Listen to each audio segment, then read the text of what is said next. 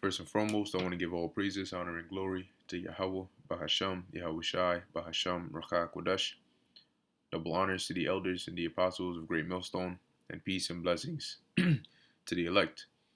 And, you know, back with some more updates. I have a pretty interesting article after these two here.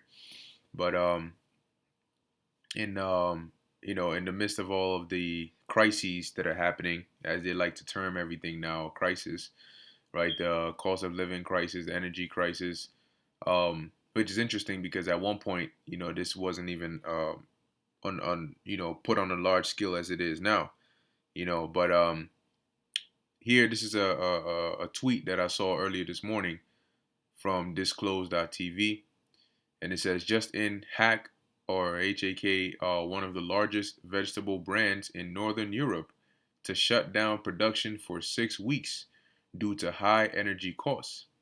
Now, the reason this tweet is so important is because not necessarily about Hack itself, but about the reason why they have to shut down production for 6 weeks. All right, because that is really where the matter of concern should be. If Hack can shut down for production for 6 weeks due to high energy costs, what is stopping other food brands or processing areas for different types of foods that rely, because damn near everything relies on energy? What is stopping them from shutting down for maybe longer than 6 weeks? All right, due to high energy costs. Because if Hack is one of the largest vegetable brands, then that means that clearly they do pretty well. But of course they would require a lot of energy. But what about other brands that don't do so well, that don't make enough revenue as some other larger companies in order to pay for these bills, these high electricity costs? Because remember, this adds on to, I mean, they can only do so much, increase in prices, trying to pass on the price difference onto the consumer, but they can only do so much with that. And eventually it starts to take such a heavy toll that they now need to, pause. That's what this looks like. They're pausing. But with how things are going, if things don't get better on the energy side of things, then they might need to come and extend this 6 weeks into a longer period, or just start closing down some locations. Okay. So, seeing these are all part of signs. When you see these things, don't just, oh, that's Hack. That's in Northern Europe. That's just one thing over there. No, you have to look at, okay, well, but this doesn't just up and happen, right? Why did this happen? What's causing this to happen? And is that cause something that you should be concerned about? And in fact, it is, because the food that you eat does not magically appear inside of your refrigerator or inside of the grocery store. There's a whole process that it goes through in order to even get there. All right. Then you have different manufacturers and factories that have different machines and all of these things to mass produce the things that you see in the cans or in the bottles or in the packaging that you see at the supermarket. And those companies rely on energy. So when they can't get it, it is going to affect you.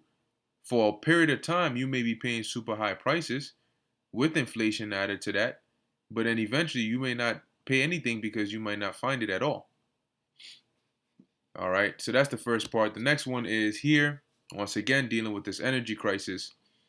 Now, this is from zerohedge.com. It says, shocking letter reveals UK blackout fear as nat gas supplies could be cut in emergency. Okay, it says a letter from Ofgem, the UK's power regulator, warned about the significant risk of a natural gas shortage this winter because of disruptions to energy markets following the war in Ukraine and undersupply of Europe. Bloomberg's opinions Javier Blas tweeted a photograph of the letter focusing on technical changes in the UK electricity market. Blas highlighted the critical parts of the letter in the background section that detailed a dark and cold winter for the UK could be just ahead. And in addition to that, they said scientists came out and basically said that it's looking like this winter is going to be an extra cold winter for the UK. So it's looking like everything that can go wrong is going wrong for them. Here's what Blas outlined. Due to the war in Ukraine and gas shortages in Europe, there is a significant risk that gas shortages could occur during the winter of 2022 and 2023 in Great Britain. As a result, there is a possibility that Great Britain could enter into a gas supply emergency. In the event that Great Britain reaches stage 2 in this procedure, firm load shedding of gas. Oh, what's that? Silver is up nearly 8%. Interesting. Firm load shedding of gas would be applied to the largest gas users connected to the gas system. This will likely be large gas-fired power stations which produce electricity to the National Electric Transmission System, or the NETS. Blas warned winter is coming awfully quickly, and we are betting the house on a warmer than average season. Blas is correct. The average UK temperatures are around 12 degrees Celsius. The peak in mean temps occurred early August.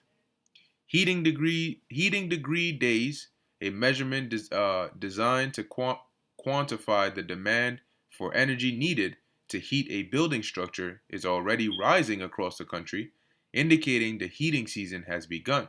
So that means that they have even less time. Blas concluded, maybe it's time for the UK government to seriously get a grip with the energy crisis and start a public campaign for energy savings before it is too late. Well, maybe the UK government doesn't want to actually do something positive about this. Maybe this might be a part of a plan to, you know, make worse things happen. But that's just a maybe. So the next article, the last article, revolution in air as Brits burn power bills amid historic energy crisis. Okay, and you should think of Second Ezra's 15. And we don't even have to.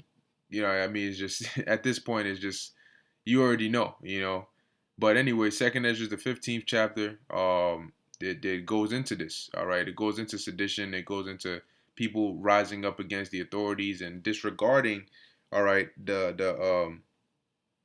pretty much things like this. And also, as I have here, Second Ezra's the 9th chapter. This will lead to uproars of the people. So it says, and civil unrest. Energy prices for millions of households across the UK rose on Saturday. Soaring power bills amid the worst cost of living crisis in a generation led to a continuation of growing discontent ahead of the dark winter. See, now it's being commonly accepted as the dark winter. So the dark winter that was mentioned, it looks like this is the year. Thousands of Brits, and now you understand why it was called a dark winter. Thousands of Brits marched in London and other metro areas this weekend in protest of being thrown into energy poverty while inflation is at 40-year highs. It's a bad combination. There were countless videos on social media showing Brits holding signs about their dire financial situation. Can't afford to live. Freeze profit, not people. And eat the Tories, read some of the signs people held. So you can see people are getting very angry. That's one thing that people get triggered on. See, you have many different avenues, different kinds of protests that take place. But when you affect people's living, their money, their living, their ability to provide for themselves and their families, that's when you have some serious civil unrest and some serious riots on your hands. The protest was organized by Don't Pay UK, an anonymous group spearheading the effort to have more than 1 million Brits boycott paying their power bills this winter, which that's also going to have an effect. The movement is nearly 200,000 strong.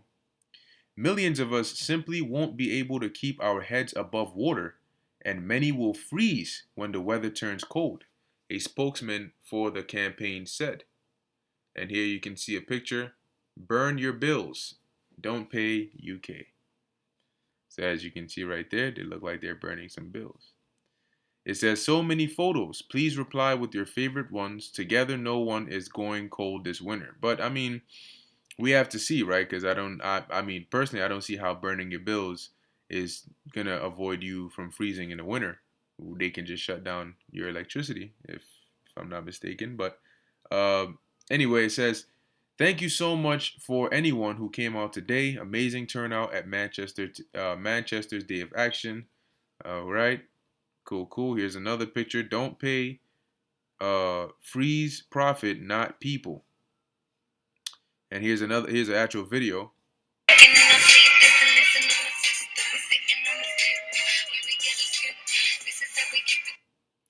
I mean, but honestly, if you think about it, when you get a bill, the bill is to notify you of, I mean, what you're gonna have to pay.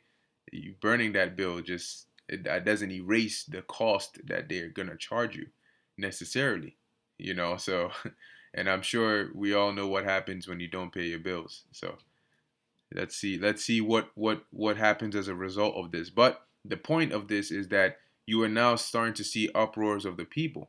All right, you're starting to see people get so upset and fed up that now, right, Second Ezra the 15th chapter from the 14th verse on down, they shall not regard their kings nor their princes, and the course of their actions shall stand in their power. Now people are saying, look, to hell with this. The prices are way too high. You need to cut it. Right, but the prices are way too high. We're not paying this. Okay? So it says the protest coincided with the new energy price cap that took effect on Saturday, increasing the power bill average per household from 971 pounds to 2,500 annually. Without this government intervention, annual bills would have continued skyrocketing.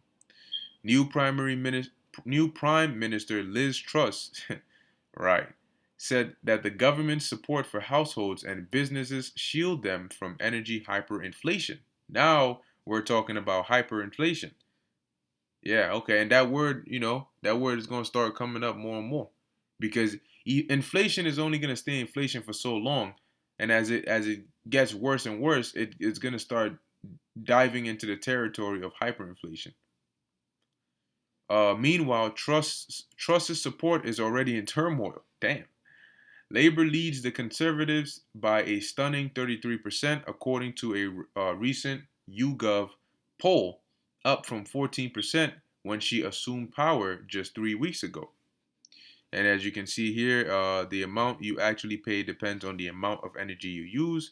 How your how might your bills how might your bill work out? Um, let's see. Uh, all right, cool. So let me just get this. Whoa, hold on a second. Whoa. Let's read this. On a socio-economic basis, we've outlined widespread civil unrest looming in UK over cost of living crisis. The head, and that's prophecy. All right. The head of the International Monetary Fund, or the IMF, recently said a harsh winter could exacerbate, look that word up, the energy crisis that may spark social unrest. Okay? So the energy crisis that's already there is going to be further made worse, which can or may spark social unrest.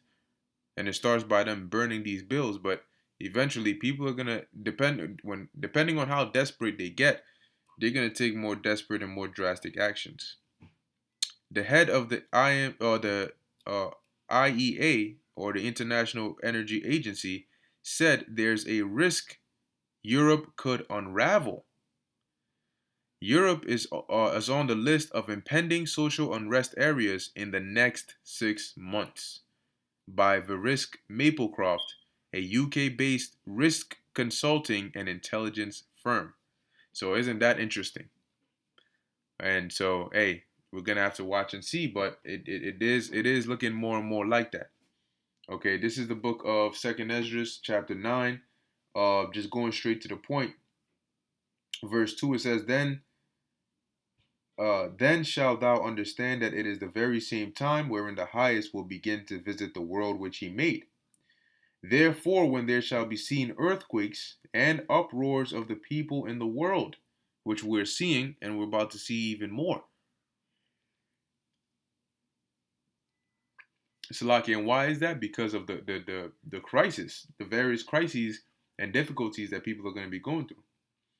Then, when you see all these things, what? Then shalt thou well understand that the Most High spake of those things from the days that were before thee, even from the beginning. So that's why when we see these signs, we understand what, well, the Most High spake of them, but what did he say about them? He said that there would be signs that were at the end. All right? Even Yahweh Shai said that. So when we see these things, we don't. It's not just a coincidence. Oh, it's just happening, but it'll come and pass, and then we can keep it. No, all right. We very well understand what time we're living in.